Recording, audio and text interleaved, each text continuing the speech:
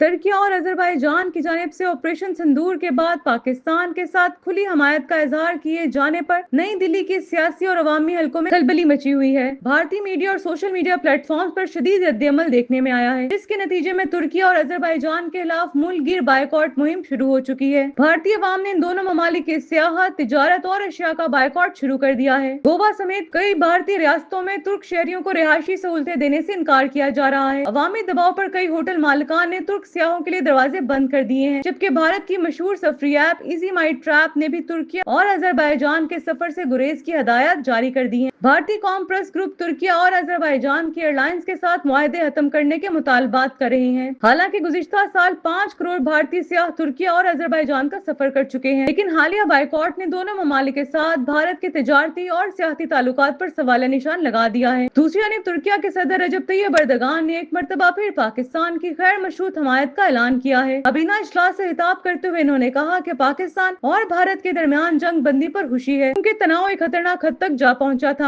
ان کا کہنا تھا کہ ترکیہ نے حالات کو بہتر بنانے کے لیے مسلسل کوششیں کی۔ صدر اردوان نے انکشاف کیا ہے کہ انہوں نے وزیر اعظم شہباز شریف سے ٹیلی فون پر رابطہ کیا اور موجودہ صورتحال پر اہم بات چیت کی۔ ترک صدر نے پاکستانی قوم کے دانشمندانہ موقف کو سراہتے ہوئے کہا کہ ترکیہ ہمیشہ پاکستان کے ساتھ اچھے اور برے وقت میں کھڑا رہے گا۔ انہوں نے پاکستان کو مشورہ دیا کہ بھارتی اشتعال انگیزی میں نہ آئے اور صبر و حکمت کا دامن نہ چھوڑے۔ ترکی اور آذربائیجان کی اس جرأت مندانہ حمایت نے جہاں پاکستانی عوام کے دل جیت لیے ہیں، وہیں بھارت کے سیاسی اور سفارتی حلقے سخت اضطراب کا شکار نظر آتے ہیں۔ تجزیہ کاروں کے مطابق نئی دہلی کی طرف سے بائیکاٹ کا یہ رد عمل دراصل خطے میں پاکستان کی بڑھتی ہوئی سفارتی حمایت سے خوف کی علامت ہے۔